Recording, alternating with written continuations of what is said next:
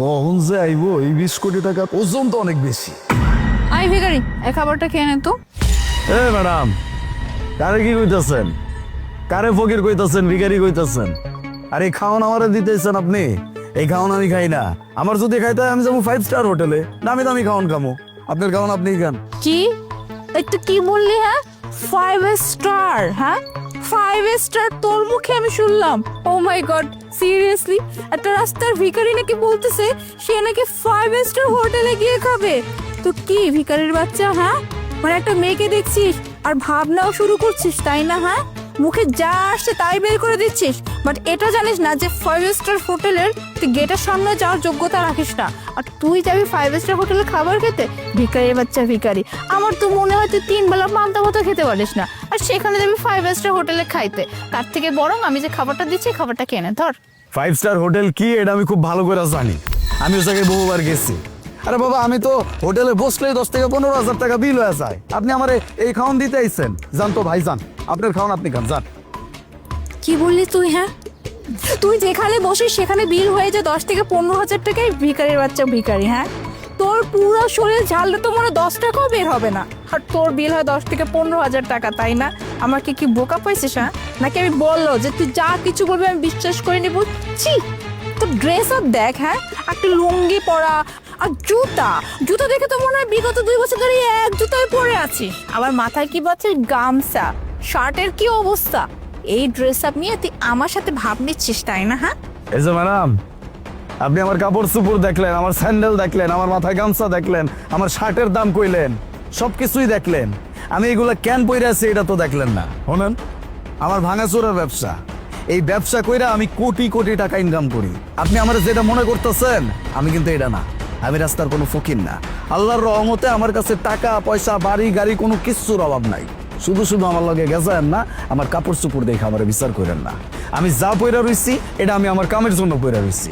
আপনার খাওন যদি কাউরে দেওয়ার দরকার হয় তো জান না, জাগো এই খাওনটা প্রয়োজন তাগো গিয়া দেন, আমারে কেন দিতেছেন? আমি যে বারবার কইতাছি এই খাওন আমার লাগবো না, আপনি কি কথা বুঝছেন না? জান, আমি না আজকে সকালে যে কার মুখ দেখে উঠছি যে তোর মতের মধ্যে চাপাবাজের সামনে আমি পড়ছি। হ্যাঁ করিস তো ভাঙাড়ির ব্যবসা। হ্যাঁ আবার চটন চটন কথা। হ্যাঁ ভাঙাড়ির ব্যবসা করে কেউ কোটি কোটি টাকার মালিক হইতে পারে? হ্যাঁ তুই যে আমার সঙ্গে ভাব নিতেছিস, হ্যাঁ তোর কয় টাকা আছে রে যে তুই বললি আমাকে টাকা দিয়ে আমাকে ডুবাই ফেলতে পারবি? হ্যাঁ ফাউল জানি কোথাকার। আপনি কি বাংলা কথা বুঝছেন না? আপনার কাছে বারবার একটা কথা বুঝাইতেছি যে এই খাওন আমি কেন খাম। আমার তো খাওয়া লাগবো না, আমার খাওনের কোনো অভাব নাই। জাগো খাওনের অভাব আছে, খাবার পাইতেছে না, যদি খাওয়ানোর ইচ্ছা থাকে তাহলে তাগো গিয়া খাওয়ান, আমারে খাওয়াইতে হইব না। জান তো, আমার লগে ঝামেলা করেন না, জান। শোন, তোর তো সুকৌশল ছিল জানিস যে আমার এখানে যে খাবারটা ছিল এই খাবারটা কত দামি একটা খাবার, ওটা তো আমি খেতে পারিনি, ভাবছি ডাস্টবিনে ফেলে দেবো। তাই তোকে আমি দেখছি, ভাবছি এক কাজ করি, যাই ভিখারিটাকে খাবারটা দিয়ে আসি, ওর একটু উপকার হবে। আমি আসছি তোর উপকার করার জন্য, আর তুই কিনা আমার সামনে কোটিপতি হওয়ার ভাব নিচ্ছিস। হ্যাঁ তুই সব মুখ দিয়ে বুলি ছাড়বি আর আমি বিশ্বাস করে নিব। শোন, তোর 7 জন্মেও না তুই কোটিপতি হইতে পারবি না জানিস, কারণ তুই চেহারায় একটা ভিখারি, তোর চেহারাটাই ভিখারির মতো। পোশাক আশাক তো বাদই দিলা, আসছে আবার কোটিপতি হইতে। 1x নিয়ে আসছে দুর্দান্ত অফার, প্রতি স্পিনেই বোনাস। আমি জানি এটা আপনাদের কাছে অবিশ্বাস্য শোনাতে পারে।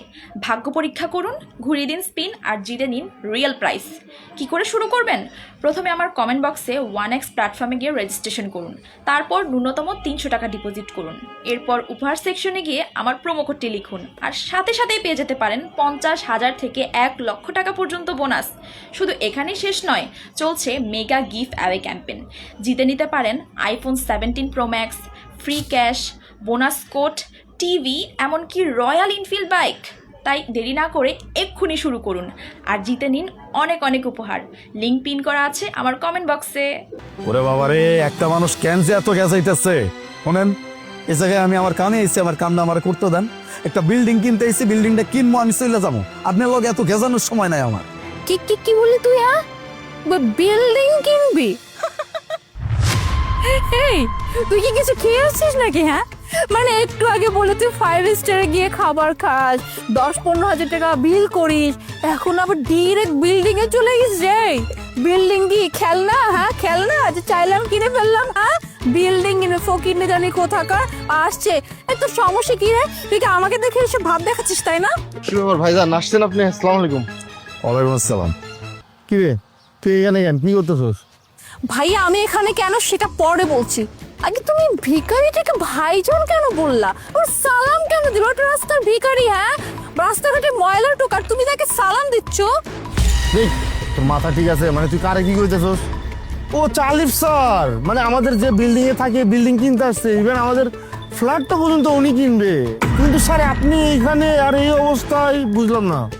আরে বাবা, আমি তো আপনাকে বিল্ডিংটা চিনতেছিলাম না, এই জন্য সোসাইটির বাইরে আমি খাড়া রইছি। এরপরে এই যে ম্যাডামে আইলো, আইসা আমার খাওয়ান সপ্তাহ আছে। আমি যে বারবার হ্যারে কইতাছি যে এই খাওয়ান আমার কোনো দরকার নাই, আমার খাওয়ার কোনো অভাব নাই। আপনার যদি খাওয়ান খাওয়াইতে হয় আপনি তাগো গিয়ে খাওয়ান, যাগো এই খাওয়ানোর প্রয়োজন আছে। মানুষটা আমার কোনো কথাই বুঝতেছে না। আমার পোশাক আশাক দেখা আমার ছোট লোক, ফকির, গরিব, যা ইচ্ছা তাই কইলো। শোনেন, আমার কাছে টাকা আছে, আমি যেই কামের কথা আপনারা কইছি আমি এই কাম করতে এই জায়গায় আছি। এই যে ওনার সাথে আমার কাম, আমি ওনার কাছ থেকে বিল্ডিং কিনবো, ওনার কাছ থেকে ফ্ল্যাট কিনবো, এই জন্য এই জায়গায় খাড়া রইছি। এই ভাইজান, এটা আপনার কে হয়? ভাইজান আমার ছোট বোন। আপনার ছোট বোন? ভালোই, বোনরে কিন্তু শিক্ষা দিতে পারেন নাই, মানুষের যা ইচ্ছা তাই বলে অপমান করে। যাই হোক, আপনার লগে এত কথা কওয়ার সময় আমার কাছে নাই। আপনার বিল্ডিং এর দাম কত জানি? স্যার 10 কোটি টাকা।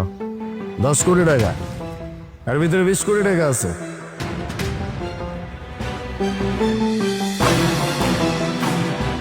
ধরেন, আপনার 10 কোটি আলাদা করেন, বাকি 10 কোটি নিয়ে যায় আবার আরেকটা বিল্ডিং কিনতে হইব। আর এই যে ম্যাডাম, শোনেন, মানুষের অপমান করার আগে মানুষের জানবেন, মানুষের বুঝবেন, তারপরে কথা কইবেন। মানুষের পোশাক দেখে মানুষের বিচার করতেছেন। আমার পোশাক এরকম দেখে কি আমি গরিব মানুষ? আমার টাকা পয়সা থাকতে পারে না? আচ্ছা মানলাম আমার কোনো টাকা পয়সা নাই, তাই বলে কি আমার সম্মান করে যাইব না? উল্টা পাল্টা কথা কইতে হইব, আমার অপমান করতে হইব? শিক্ষা দীক্ষার অভাব আছে। এই ভাইজান, নিজের বোনদের শিক্ষা দিয়েন।